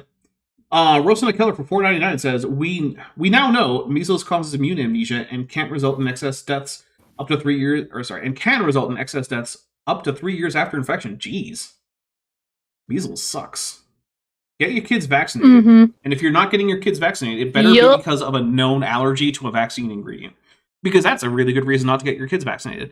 And the fact that it happens is a really good reason to get your kids vaccinated if they can be, because it helps protect those kids who can't be. Sure do love how we're bringing measles back. Jeez. I also kind of hate how, like, it used to be that, like, that was the sort of weird pseudoscience thing on the left, and then the right just took that over too, and now they have, like, all the pseudoscience. It's like, guys, come on. Did you really have to buy into that one too? It's because it's like Professor Dave says, they're just contrarians. Yeah. So anything that comes out that's like, oh, hey, you should do this. No, you can't tell me what to do. Nyeh. Yeah. Look, if you are an anti-vaxxer in a place that had a measles outbreak, all that suffering and all that death is on your hands. All of it. Yeah. Oh, and don't go wasting the hospital's resources, by the way. Just, if you're like, I'm not anti-vax, I just shut up and go take your essential oils. Yeah. I'm not actually going to advocate that people who are anti-vaxxers be kicked out of hospitals. But if it happened, I wouldn't spend a whole lot of my time fighting it. I just don't see how they can be consistent and be like, well, I'm not vaccinating my child. But then as soon as the kid starts having like a high fever, or vomiting, or having seizures, they rush them to the emergency room. I'm like, oh, so you do actually suddenly know medicine how is important. the medical profession works. Weird. All right, if we talk too much about vaccines, YouTube is just going to shut us down. Yeah, friggin'. Yeah, I'll get vaccinated. another strike on my channel for telling people to follow the advice of doctors. That's always fun. Savage Geological Species Concept Cobra for $2 says, one pseudoscience to rule them all. Nice. Yeah, really. There's a word tricks that they use, and it's, man, when I hear that, I'm like, I know what you're doing. Projection. Yep. Projection. Paleontology has gotten a lot more sophisticated. That's technically true. All sciences have. Yeah, that's true.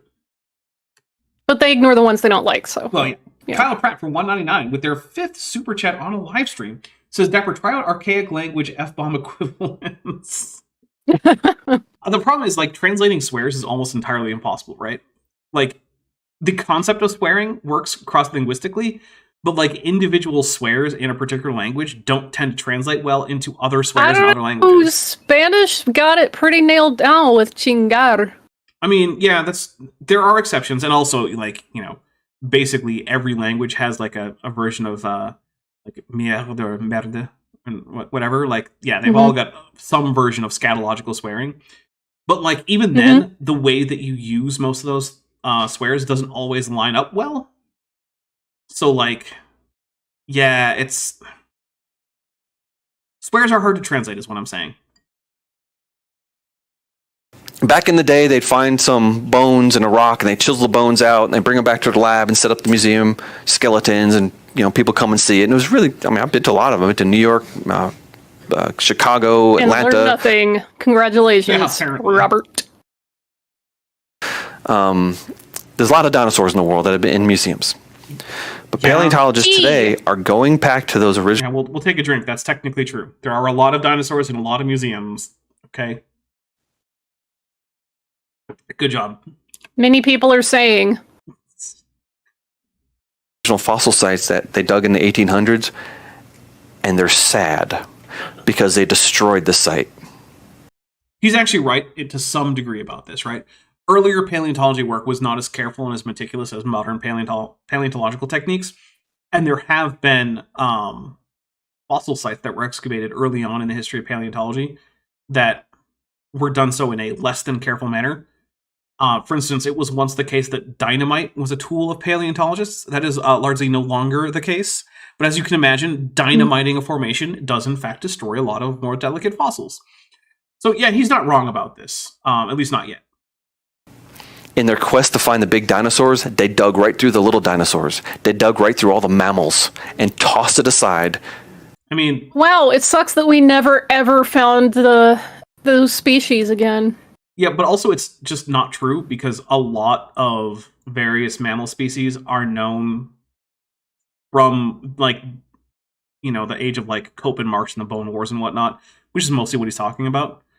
Like, Cope and Marsh also described a whole bunch of mammals. They described various ancient bison, ancient camelids in North America, because, hey, fun fact, camels actually evolved in North America before spreading to Asia and South America and then going extinct in North America. It's a weird thing that happened. It happened with horses, too. Horses evolved in North America, then spread to Asia, then went extinct in North America for some reason. But yeah, like, that's just not true. Now, I don't know that he's lying, right? Because he's not a paleontologist. He does not have a lot of education in paleontology. So I think he might just be mistaken about this, that, in the age of, like, the Bone Wars, which is mostly what he's talking about, that they just didn't describe any mammals. They did. Now, granted, they tended to be larger mammals. But, yeah.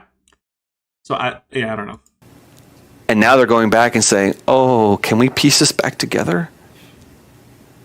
Like I said, wow, it's a tragedy that we never found other examples of those species. Mm-hmm. They've also realized that very often when you see a dinosaur in a rock, you can step back. Hey, wait a minute. I see the outline of the animal's body stained in the rock. He was buried entire. Actually, you almost never can do that. Stained? It is true. The decay of the dinosaur can sometimes actually leave behind chemicals that end up altering the color of the rock, leaving a body outline. But it's not typical. For one thing, in order for that to happen, you would need a mostly articulated skeleton in the first place, and virtually no dinosaurs are actually found articulated. So, no, you can't usually do that. I'm just going to take a drink for Robert Carter not understanding the actual prevalence of this phenomenon. Working my hands to the bone in the fidget mines says North America, where anything remotely megafauna goes to die. Yeah. Well, also... But also South America, too. Giant sloths. Yeah, rip giant sloths. And giant terror birds. And a whole order of ungulates. Noda ungulata, rip. I guess South America, or at least the Americas, that's just a one-way portal to Axis Mundi. Sad. Oh, also, this is not a recent phenomenon that was only recently discovered. It was well known that various marine, especially Jurassic fossils in Europe, had body outlines for a very long time. People have known about things like ichthyosaur body outlines from, like, the dawn of modern paleontology, like the 19th century. It's not a modern discovery. So I still don't think he's lying about this, because I think he just doesn't know anything about paleontology. But, like, this is not an accurate history of how paleontology and how the techniques of paleontology have developed. And when it was discovered that body outlines in articulated fossils could be detected, like, none of that's true. Hey, there's his heart. There's his liver. No, there has not been any described dinosaur heart.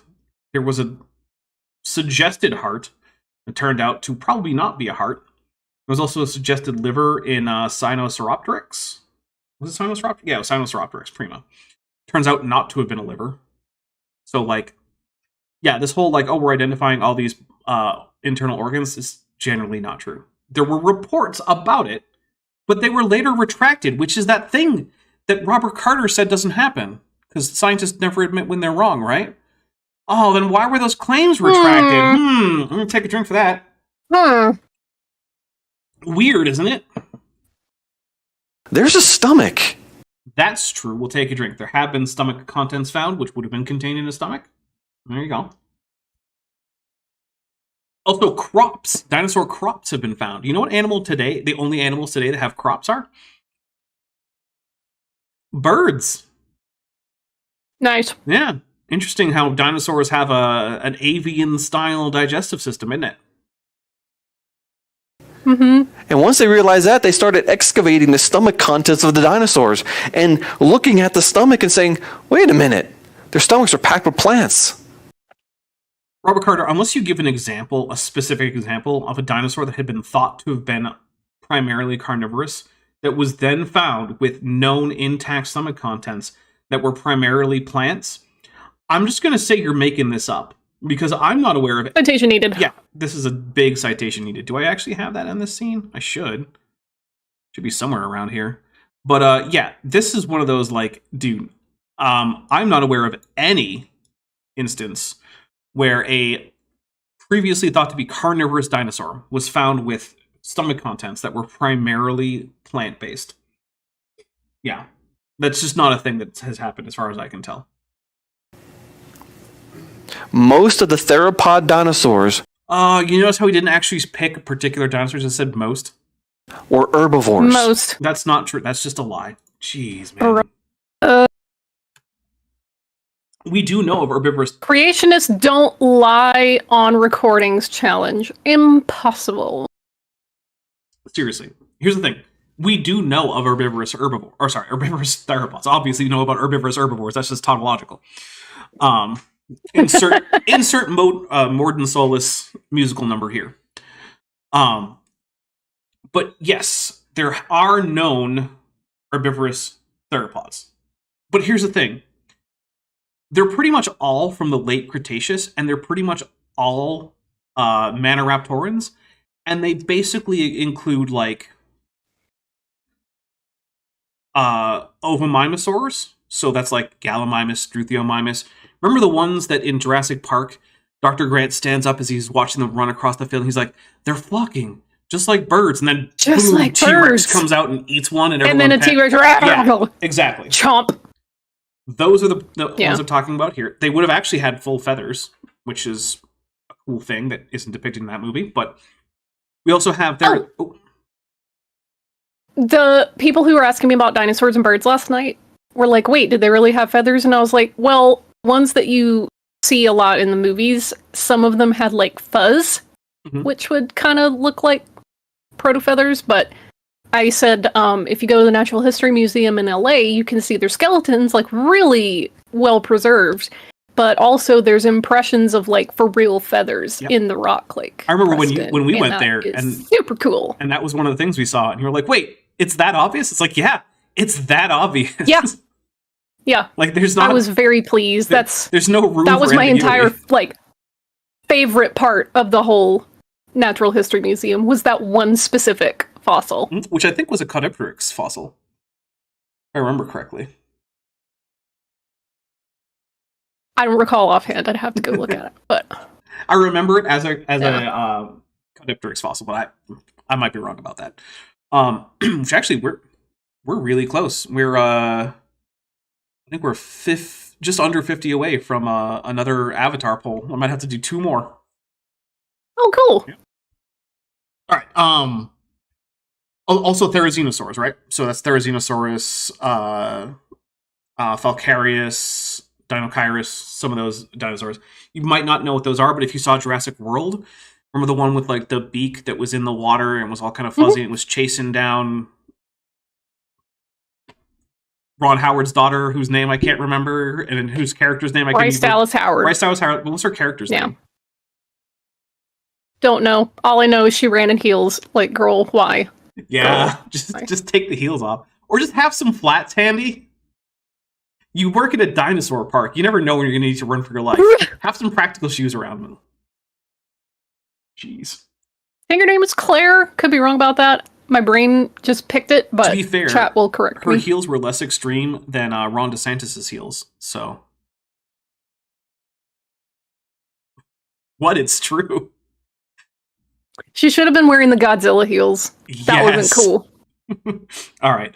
Those are good running shoes. So those are known herbivorous theropods. But like, when you look at Theropoda as a whole, like Tyrannosauroidea, no known herbivores. Deinonychosauria, which is like the raptors, so-called, and Troodons, no known herbivores. Ceratosauroidea, which is where I am, no known herbivores. And that includes like Ceratosaurus. It includes things like Majungasaurus, Carnotaurus, Rugops, things like that. Rugops, by the way, being one of the shortest dinosaur names. Not the shortest. The kids knew all about Carnotaurus. Nice. I was so proud. Nice. Scansauropterygidae, no known herbivores. Let's see. Allosauridia. Well, okay, so you get like basal Allosauridia, because some Allosauroids include the herbivorous ones that I mentioned. Yeah, virtually no herbivores. This is just not true, right? when you look at Mesozoic theropod diversity, if you exclude birds, we have almost no herbivores. So, yeah, I'll just hit play. Because otherwise I'll just keep naming dinosaur taxa that other people don't know about and saying they're not herbivores. We know that because of what's in their stomach. Now, some of them have crunched up bones, baby dinosaurs, birds. They're definitely eating meat. But most of the ones we thought were meat eaters weren't. Just take a drink. Birds are dinosaurs, but also Crypto457 says, also a weird thing with creationists, they believe that all herbivores were harmless, docile animals that wouldn't hurt any other animal. And I'm like, yeah. Yeah, ultimately, in the wild, herbivores are some of the most dangerous animals. Like, they're the meanest because they have to be. Like, people are trying, or people and other animals are trying to eat them. They have to be very aggressive, like moose. There are times that, like, lions are just going to sit around and there's like humans and they'll just be like, you know what, I just don't want to tangle with a human, so I'm just going to run away. But man, you mess with a wildebeest, it will destroy you. It's over, son. Yeah. Yeah. Same thing with like bison in North America. It's just a living tank. Yep. There's people like the park rangers in Yellowstone in North America. They have to tell people like, don't approach the bison. They're not friendly cows. They will kill you. No. Yes. They will absolutely end you. And again, I was thinking about hippos, but I wanted to switch it up a little, so. Yeah, I mean, hippos will end lions. It's pretty common, actually. Lion comes up to drink, hippo's like, nope. And just aquatic murder cows. Seriously. They are. Or no, was it murder horse, I think that they said? Well, aquatic murder horse. The thing is, their name means river horse, but they're much more closely related to cows than they are to horses. So. But yeah, like, herbivores are vicious, man. Bears. What about bears? When a black bear can't get into your garbage can, what does he eat? Mostly fruit. Yeah. Dude, black bears 99% in all of the like just bear family, black bears are one of the ones you got to worry about the least. They're smaller, they're less they're less aggressive. I mean, if you run across one in the yard, you're more likely to just be able to shout at them or chase them off like by yelling. I recommend shouting and throwing things. I don't recommend chasing. And I recommend doing that while facing the bear and backing off slowly. Well, there's like, what's the saying? Like, if it's black, fight back. If it's brown, get on the ground. If it's white, say good night. Yeah, you're not going to survive an encounter with a polar You're not bear. walking out of that one. Unless you happen to have a gun really handy. Also, DM artificially selected ceratopsian wing says, hippos have entered the chat. Run for your life. Yeah, no, hippos they'll kill you. They are by far. I mean, good luck running for your life, though, because they're pretty fast on land. Yeah, but like when it comes to like dangerous animals in Africa, hippos take the cake. They are the ones that cause the most human deaths. By a long shot. Via direct attack, right? If you include like parasite transmission vectors, then I mean, it's mosquitoes by far. But if you're going for like direct attacks that directly lead to your death because of the attack, no, it's hippos. Rosana Keller for $4.99 says, just because they won't eat you doesn't mean they wouldn't happily kill you. Absolutely. Also, they might eat you because, like we said, herbivores will definitely eat meat when they get the chance. Oh my gosh. Nethar 6 Hair says, when ancient Egyptian combined the 3 deadliest animals in the goddess Ammit, they chose the crocodile jaws, lion paws, and hippo body. I was just reading about her last night. Yep. Whatever. I'm sorry. Ammit, don't come for me. Yeah. But also, shout out to Werit. One of the best MCU like characters. The only Egyptian god not depicted with a humanoid body. It's like a big hippo body with saggy boobs. You gotta have the saggy boobs. Of a black bear's diet she's like constantly pregnant. I mean, that's kind of her point. Yeah. Is plants. What does a polar bear eat? Mostly meat. Whatever it wants. Fish. Well, okay, but it's also mostly like seals. Seals, occasionally eat people. That's not a joke, that's true. Polar bears occasionally eat people. 99% of a polar bear's diet is meat. Yeah, take a drink. They have the same claws. They have the same teeth. That's where you're wrong there, Robert Carter. They have the same incisors and the same canines. But they actually have sharper, more dedicated Oh. shearing molars, or carnassials, than do black and brown bears, who have flatter, less highly cusped molars because they're grinding plants down primarily. This is just him lying to you again. Actually, I guess I don't know that he's lying because he's a plant geneticist. Maybe he hasn't looked at bear skulls. But, like, all right, oh no, I can't. I was going to say I'm going to switch to the main monitor so I can show you pictures. But with this new monitor, it actually isn't arranged yet, so I have to redo that. So sorry, I can't show pictures right now because I don't have it set up anymore. Womp womp. Yeah, I know. It's what I get for, getting a 4K monitor. Thanks, Landon. But Also, actually, seen one of I my... like oh, sorry. what Queen Necra II says in the chat. I was away from the keyboard for that moment, but friendly cow? Sure. Cow? Friendly? Piss off a domestic bovine and you're in for a trampling. I mean, that is true, right? Like, cows Yeah. can be very dangerous. However, they also will do things like approach humans on the other side of a fence for pets. So, they're... And also, Healand coos. Yeah. They're adorable. So, like, yeah, domesticated animals aren't safe just because they're domesticated animals. But they're also the kind of animals that like to approach humans for, friendly, positive interaction. So.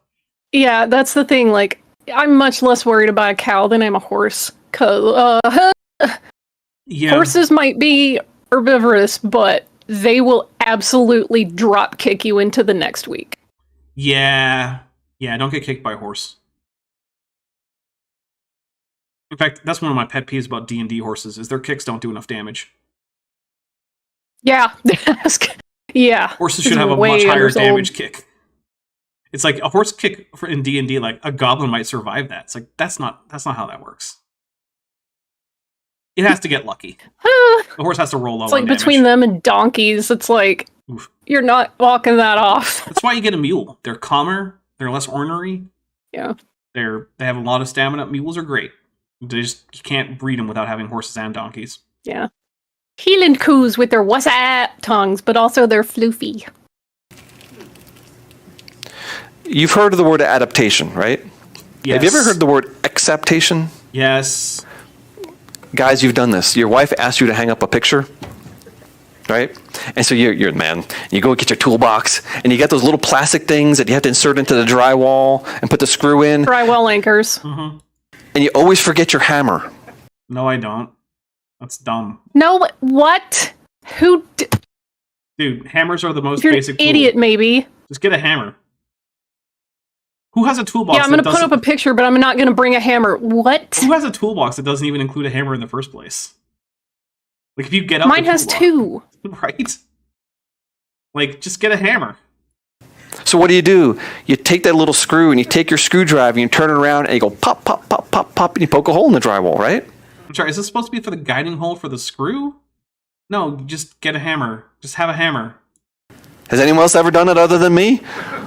No, I haven't, because I'm I not use sure hammers. that he fully understands how drywall anchors work, No, I don't or think so if either. like he even knows about the different types of them, because it's not just the little plasticky ones. Just this story tells me that I think Robert Carter isn't the one who actually does the handyman stuff in his house. Also, I absolutely feel you on a deep spiritual level, Muticus. Drywall anchors are for people who don't know what studs are for. Yeah, okay, there's that. Now, Yes. I will be fair, though. It might be that for aesthetic reasons, you want to put a picture somewhere Yeah. where there isn't a stud, right? Like, Yeah, that, there's no stud. that could happen. Yeah. You think he knows what a stud finder is? Probably, but I don't know if he owns one or has used one. Okay. Pillow half dog, half Couldn't canine, tell who's ya. been a member for 7 months since at the annual level, says, I watched a documentary about polar bears. The cameraman had a steel and acrylic hide to film from. The bear tried to break in more than once. Yeah, I'm not surprised. Hmm. Polar bears are... Mhm. They- Extremely aggressive. yeah, like, why isn't there more polar bear horror movies?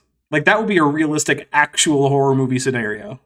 Like, you're getting stalked by a Also, it's polar getting bear. worse because climate change is like melting a lot of their icy environments, so Mhm. they're going further south and like intermingling with grizzly bears, who are also very aggressive. Yeah, get some of those Pizzly bears going. Hmm. That's a great idea. Or growler bears. Don't forget the growler bears. And polar bears. Yeah. Both are just grizzly polar bear hybrids. Okay, I got some hands going up. You have just performed exaptation. You use a tool for something it wasn't designed for. And for that specific purpose, it works great. You can't drive a nail, but you can poke a little hole in drywall. Actually, I'm pretty sure I could. You drive a actually nail. could use the butt end of a screwdriver to hammer a nail in. Yeah. I've done it. I'm taking it. Also, once again, creationists, stop comparing inanimate objects to biology challenge. Mm-hmm. It's impossible. Inkboy for €2 says, Stud Finder is just another name for gaydar. I wasn't actually going to make the joke, although I did think about it. But then I was like, nah. But thank you for making it. I Incredible. appreciate it. I love this chat so much. That just reminded me of the bit in The Office where Dwight thinks that you can get gaydar from Sharper Image because Jim told him that maybe they carried gaydar. And so then Jim sends him a little metal detector that's been relabeled to gaydar. And he starts using it on himself Bless just in his case. And he goes over his belt buckle and it beeps. And he's like, uh-oh. Uh-oh. Because now he might be... Oh, what Bless a great his show. heart. Trail Mix, member for 13 months at the annual level, says, why are creationist audiences so bad at recognizing jokes with a disgusting pelagic tunicate? Get that out of here. But then a triangle meme and a Godzilla. I love the pelagic tunicate. You love the pelagic And I tunicates. also love Goji. Well, there's a Goji term for protects pelagic tunicates as much as every other creature. Which is to say, not much, because he's actually more concerned with defending his own territory from other kaiju, and the benefits that You know other what, creatures though? get is just ancillary. Well, in most depictions, yes. However, the legendary Godzilla actually does try to avoid, like, tearing all of our shit up. And actively told the Titans, hey, stay away from people, and then just go, like, fertilize stuff on your way out. By pooping. Rawr. Yeah. Yeah. Okay, that's fair. Alright, let's keep going. I love Godzilla so much. Bears, Cruel man. as they're spreading out on the earth after the flood. Mm-hmm. From the Ararat region, you go north, you're in Siberia. You go south, you're in deserts. You go west. But there's no bears in Africa, Robert Carter. Why is that? What is the deal with that? Why did bears get off of Well, there's not bears anymore. I'm not aware of any evidence of bears ever being in Africa. But, like, why is that? There's nothing about Africa that's bad for bears. Right? There's also no deer in Africa unless you get to North Africa, but those are obvious recent, geologically recent immigrants from Europe. Because their most closely related relatives are over in Europe. Dapper, the Atlas bear, is, like, the only native African bear in it. Yeah, okay. The Atlas bear, just like in the same place that... Look, the Atlas Mountains aren't, like... They're like fake Africa because half their fauna is from Europe anyway. It's true. Fake Africa.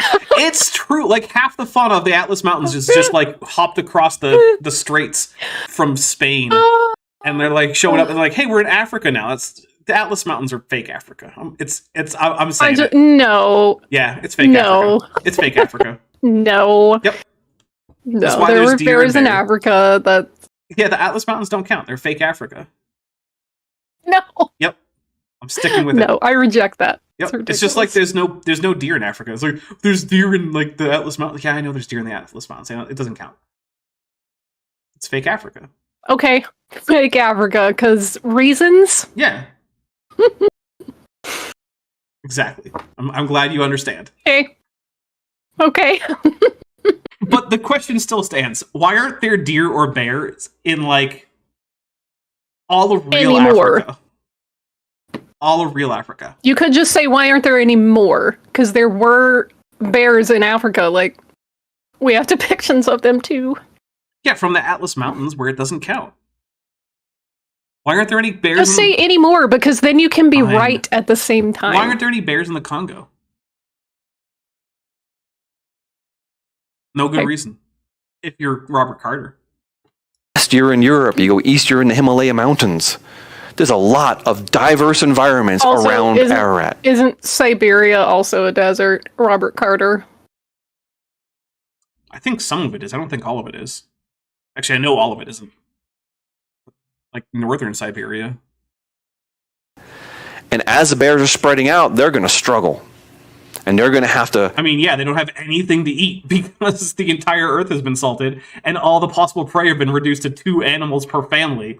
So you know what? We'll take a drink. That's technically true. Yeah, it would have been a pretty big struggle after the entire Earth was salted and all prey species were reduced to 2 individuals. Well, 7 if they're kosher, but again, Okay, now that animals can eat each other, that's still really bad for the prey animals because there's not as many. Plus, some of the kosher animals will eat other animals. Cows are kosher, and I've seen cows eat chickens and snakes. Mm-hmm. So, yeah. Figure out how to live. Now, I do believe the white fur coat of a polar bear is an adaptation. It was a mutation that caused the loss of pigment and gave them a great advantage. You don't want to be a brown or a black bear on ice. He's right about that. It is actually an easily traceable mutation that happened in what at the time was basically a grizzly bear. Because grizzly bears and polar bears are barely distinct genetically. So, yeah, he's right about it. Don't take a drink for it. And then Bitcourse, who's been a member for 11 months now, I had to open up a new beer for this. Says, the struggle is real, Godzilla. And, yeah, by the way, you guys can quote Godzilla me so much. on Atlas Mountains are fake Africa. You guys can quote me on that. Everything from the Sahara North is fake Africa? Yeah, basically. Except, like, if you get far enough east, like, if you get, like, Libya and Egypt, then it's only, like, half fake Africa. It's like faux Africa. This is preposterous. I reject this. The Holocaust is not with Rob Covdale. I don't think that the Holocaust concerns itself too much with the geographic boundaries of continents. But then again, I'm not actually a rabbi, so what do I know? I mean, hey, they had a protracted discussion about like whether the Greek or Near Eastern, like Semitic model of Earth's cosmology and flatness versus roundness is correct, so why wouldn't they debate geographical borders? I mean, do you know of them doing so? I haven't read the entire freaking Talmud. Well, okay, that's your assignment for this weekend. Yet. That's your assignment for this weekend, because as far as I can tell, that's I'll all it read the takes. whole thing this weekend. It's one Hey, of my... chat, spoiler alert. If someone who's not Jewish tells you that they've read the Talmud, the chances of them being an inveterate liar is almost 100%. Yeah. Yep. Ask them what the word tractate means. And if they can't answer you, then they definitely haven't read the entire Talmud. Yup. But you don't want to be a white bear in a forest. Actually, there's a population of brown bears in one of the forests in one of the parks in the United States. It's actually mostly white. Or not mostly, it's like, what is it, something like 30% white or something like that. They do okay. Because again, bears mostly eat Jillian plants. Wren's gonna try to see the new Godzilla in theaters. Good, because they're re-releasing it without color, so it'll be Godzilla -1 minus color. Yeah, Go see I saw- Godzilla -1. I saw that trailer with like the very heavily Japanese accented. And I was like, all right. Regios is It's so good! 5 Dapper Titans for memberships. They went to Queen Necro II, HL Aristoteles, Maya Edkison, Some Odd, and Trippy Liquids. Thank you very much. Hey, Maya. Yeah, I don't even know if Maya's here right now. Actually, they'll go to they can go to people who aren't actually here if they're high enough in the engagement numbers. Like just a few weeks ago, I think I got a gifted membership to like Chesh's channel or something. I'm like, oh, okay. And I definitely wasn't there for the live. All right, here we go. 1, 2, 3, 4, and 5. All right, thank you very much. And I yet again will, and I'll do this publicly so that people know that it happened. I told Dapper that when he sees Godzilla -1, that when that one moment happens, think of me. Because if you've seen it, you know that moment. Okay, but now you just said think of me, so now I have a song from Phantom of the Opera stuck in my head. Thanks, Vishanti. That's one of my least favorite musicals. Well, it's not. That's okay. It's not my fault that it has a song called "Think of Me Fondly," which isn't even. Well, you don't have to be fond. You can just go, "Oh yeah, that's the thing that Vishanti said." I'll think of you unfondly. Oh yeah, that's the thing Vishanti said about. Ugh, gross. That's how I'll do it. It's gonna be hard for you not to be just like stupidly hype though when that moment happens. So I'm sure. Another 6 her who's been a member for 2 months and is at the amulet level says, Dapper, my D&D party will hate you for introducing me to the Pizzly Bear. Awesome. Oh man, actually my computer troubles made me late to a Starfinder game last night. It was very disappointing. And then like the GM was like, wait, no, we'll wait for you. I'm like, don't wait for me, dude. I don't know how long it's gonna be. And then they did anyway. But that's okay, because we killed a bunch of Aslanti guys. Screw those guys, they're dicks. And yet so you have a little bit of adaptation happening to the coat color, fine. But as they're spreading out, bears are getting hungry. Mm-hmm. And those claws that God gave to a bear to dig roots out, those same claws can grab a seal. Yeah, man, claws are very, very adaptable. That's why basically everything has them. Anteaters have claws so they can dig out the ants. Yeah, I don't know what the point is. Claws are just a big sharp thing at the end of your digits. It's a stupidly handy thing to have. I don't know what point we're trying to make here. Talk about the molars, buddy. Oh wait, you won't, because the molars make this entire point really, really dumb. Because it turns out molars are actually a really accurate way to judge the diet of mammals. Weird, isn't it? You ever notice how they never talk about mammal molars when they're doing this? Isn't that odd? Oh, hey, we're really close to another avatar, but I don't know if we're going to make it. Those teeth, a black bear can take a blueberry branch, put it in his mouth, and pull out the blueberries and leave the leaves on the stem. I don't know if that's true. But I don't really care. Those same teeth can tear into flesh. Yeah. So can mine if I try hard enough. I mean, you don't even have to try that hard. You were bit into a chicken wing or something. Just tear off some flesh with your incisors right there. When the American chestnut, there was a blight that hit the East Coast in the early 1900s, and the dominant tree in American forests in the East got wiped out. There are almost no chestnuts left. Rip chestnuts. Yeah. Chipmunks were recorded running out to road and eating dead animals. I mean, they still do that, but okay. They still do that. Yeah. Little chipmunks, oh look, yeah, the little pointy teeth. They were hungry, so they were using those chestnut-eating teeth for something else. Dude, they're incisors. They're good at tearing things off. But if you look at it at chipmunk molar, you'll see that it's particularly unsuited to shearing meat. Unlike, say, the molar of a lion, which is an obligate hyper-carnivore. Right? The fact that everyone knows, that this isn't a surprise, right? That animals go, quote-unquote, off diet. Right? Like, everyone I don't know about everyone. Anyone who actually cares to study animals knows this. This isn't a surprise. The question is, could you support a population of things like lions or tigers or Tyrannosaurus or that really bad Allosaurus you have up on screen on an entirely plant diet? And the answer is no. And one of my favorite ones is when the creationists bring up the fact that during World War II, British zoos sometimes fed their lions cooked soybeans because they didn't have access to enough meat because of, the war. And they're like, yeah, but the lions didn't die. It's like, okay, well, tell you what. Tell me how the pre-flood lions managed to raise and cook soybeans, because uncooked soybeans are ridiculously poisonous. And then we can talk. But until you can find me how lions have discovered the power of farming and fire and pottery, I don't want to hear it. Asked Antediluvian was Eddie Acker and Ryu for $4.99 that says, we had a $100 super chat. Guess Rosano wanted to make up for AIG being a pelagic tunicate and demonetizing half these streams. Lamau, yeah, no. Rosano Keller is extremely generous. I cannot express enough how much I appreciate that.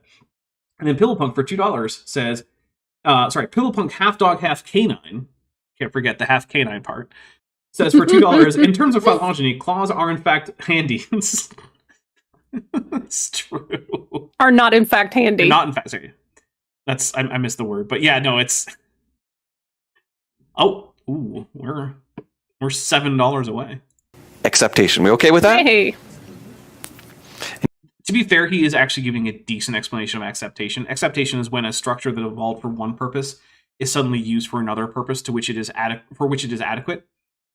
And yeah, it's a real thing. Yeah, we do know that some dinosaurs are eating meat. This is a T-Rex tooth embedded in the tailbone of a duck-billed dinosaur.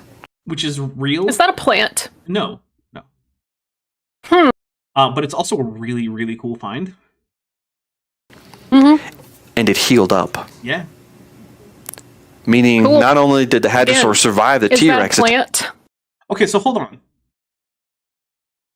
Is Robert Carter telling me that during the flood, a T-Rex bit onto a hadrosaur tail, failed to eat the hadrosaur, and then the hadrosaur lived long enough for the tail to heal during the flood? Is that what he's going with? Because, like... I don't know. How would that work? I don't know. Is it something that must have I guess maybe it happened before the flood? I'm so confused right now. That's one of the things about creationism, right? It's just like flat Earth. Every flat Earth explanation just contradicts another part of another flat Earth explanation for a different phenomenon. The same thing happens in creationism. Yeah, this is why I can't take them seriously when they're like, science isn't absolutely certain about things and it's wrong sometimes. I'm like, all your explanations are ad hoc. Mm-hmm. All of them. Yep. it walked around the rest of his life in a tremendous amount of pain because it had a tooth in his spine. I'm gonna go ahead and guess that probably healed up and it probably wasn't too bad, but I don't know. Ugh.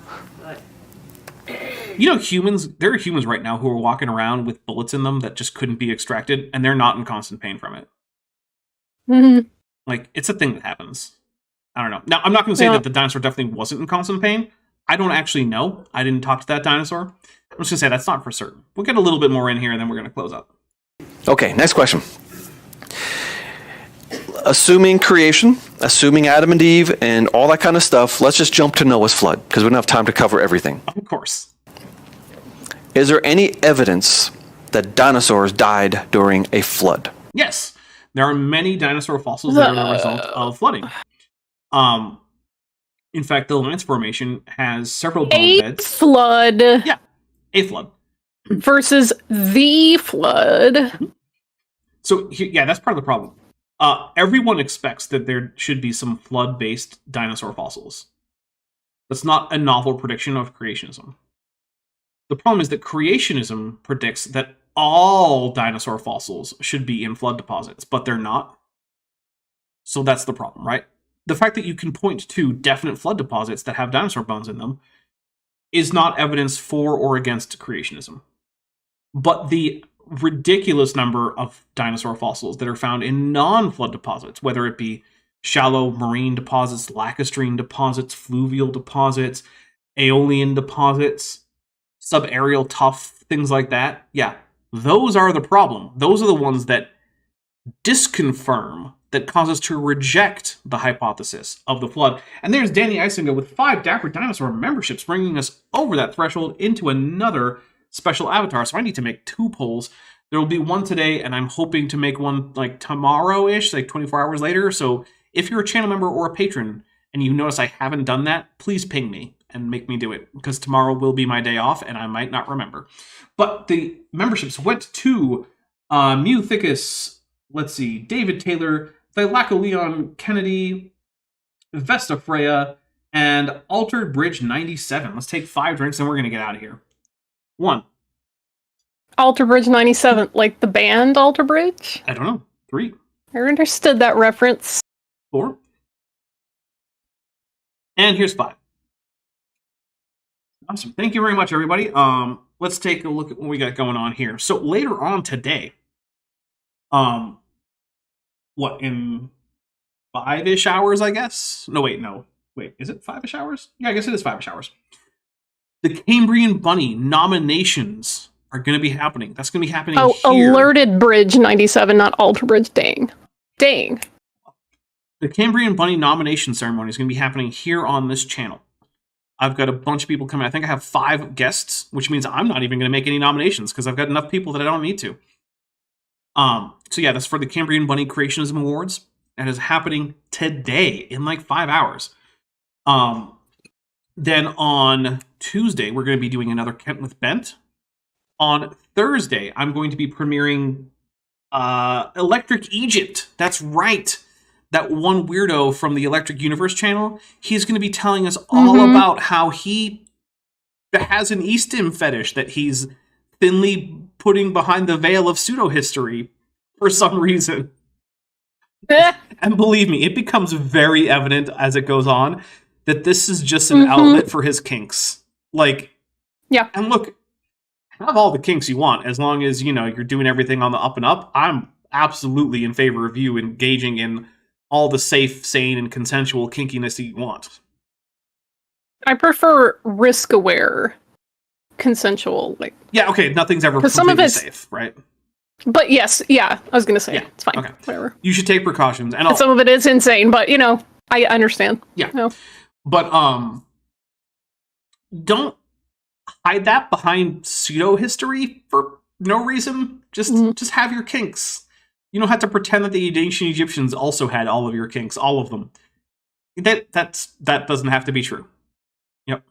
But yeah, that's what's coming out. That's a single video. That's not part of a series or anything. There's no follow-up to it. It's just a standalone video that I did. I know most of my videos fall into parts 1, 2, 3, sometimes up to 5. This one is just a one-off thing.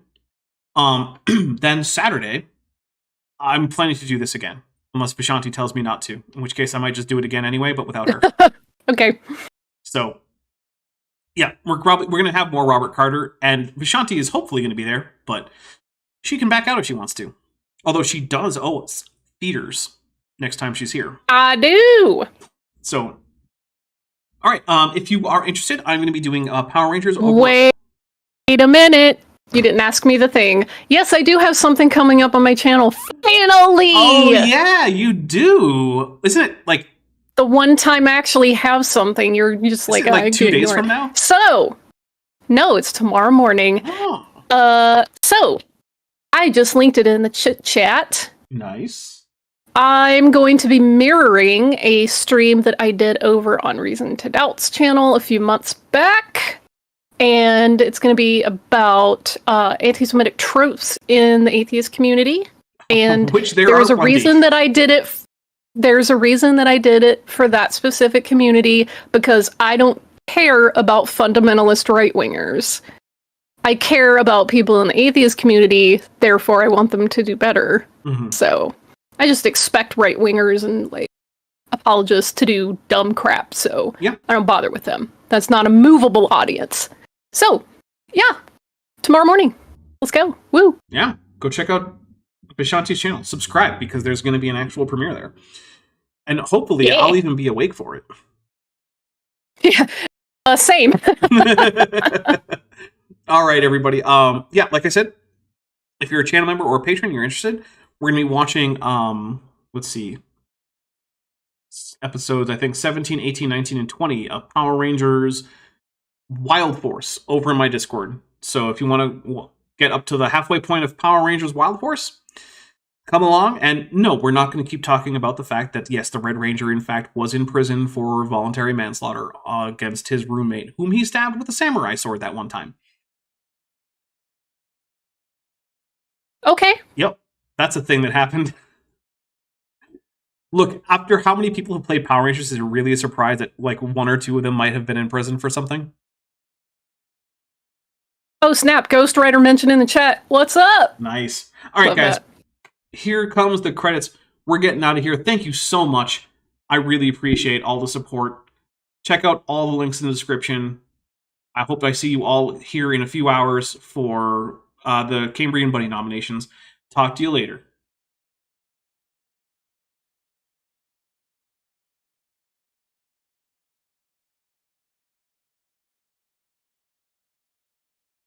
Or you want to take a special Tapioca Weasel, Whispers, Denny5252, Eleron Teller, Horseflesh, Ian Chen, Kelvin Brostock Van Manen, Landon Knoll, Mabbity Babbity, Monkey They Them, Robert Carpenter, Sphincter of Doom, Vollus, Strawberry Vein, and Ita V. It's because of my channel members and patrons whom you're seeing on screen that this channel can stay afloat. Without you, it would all shut down. If you want to join the team, there's a link to join the channel below this video, and there's a link to join the Patreon in the description. On the Patreon, you can get a 10% discount for pledging annually, and either way, you get early access to virtually all of my scripted videos, often 3 to 5 months before they come out for the general public. Thanks for watching.